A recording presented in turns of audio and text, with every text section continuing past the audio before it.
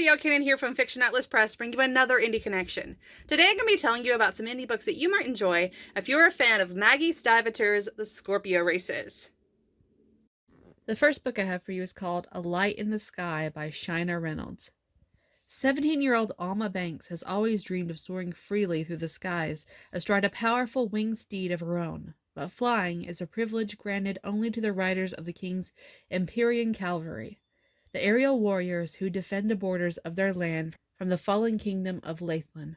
Each year, rider hopefuls across Erlania compete in the autumn tournament for the honor of joining the cavalry. Alma, trained to ride and fight by her retired Empyrean rider father, knows she has what it takes to prove herself worthy. If only her father hadn't forbidden her from joining the ranks, in the hope of protecting his only daughter from the perils of war. To make matters even worse, Thayer, Alma's best friend, who could become something more, is competing, and if he wins, he'll leave her behind.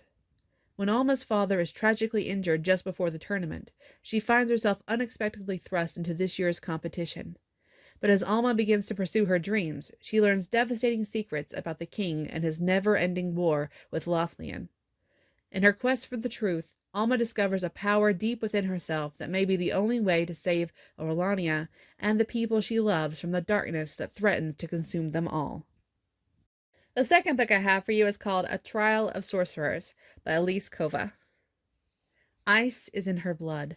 18-year-old water-run Ira Landon lives her life in the shadows. The shadow of her older brother, of her magic's whispers, and of the person she accidentally killed.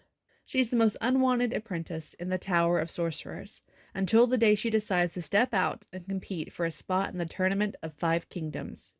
Pitted against the best sorcerers in the Empire, Ira fights to be one of the 4 champions. Excelling in the trials has its rewards.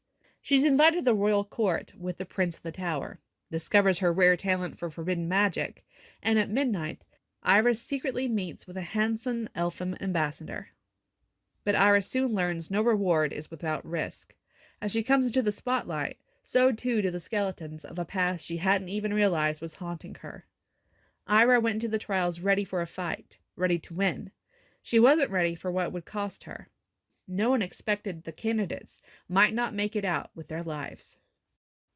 The third book I have for you is called Shadow Spell Academy, The Culling Trials by K.F. Brienne and Shannon Mayer.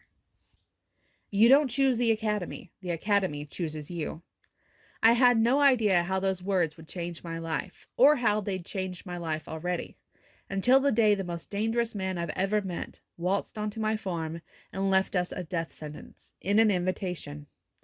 My younger brother had been chosen for the prestigious, secret magical school hidden within the folds of our mundane world, a place so dangerous they don't guarantee you'll make it out alive. If he doesn't go, our entire family will be killed. It's the same invitation my older brother received 3 years ago, the same place he mysteriously died. The academy has already killed one sibling. I'll be damned if they take another. I do the only thing an older sister can: chop off my hair, strap on 2 bras to flatten the girls, and take my brother's place. Magic and monsters are real. Assassins are coming for me, and the dead are prone to rise. What's a girl faking it as a boy supposed to do? That's right, beat the academy at its own game, or die trying. And the last book I have for you is called The Cure by K.A. Riley. Before the Blight, becoming an adult was something teenagers looked forward to, but now turning 18 means certain death, unless you prove yourself worthy of the cure. On her 17th birthday, Ashen Spencer is blindfolded and escorted to the massive, mysterious building known as the Ark to begin her year of training and testing in hopes that she can earn the cure, a powerful drug given only to those deemed worthy to survive beyond their 18th birthday. Ashen has a chance to rise up from her former life of squalor and be granted a place in society, if the panel, the mysterious group of powerful men and women in charge of the Ark, deems her year a success. She's assigned to work for 12 months as a servant for a wealthy family whose son is the most alluring young man she's ever met. At first, Ashen is grateful for the opportunity to earn her place in a society she's always dreamed of inhabiting. But as time passes and she begins to learn the truth about the people she admires so much and the home she left behind, she realizes she has a choice: be part of the disease or be part of the cure. Okay, that's all for me this week. I'll see you next week on the Indie Connection. Bye.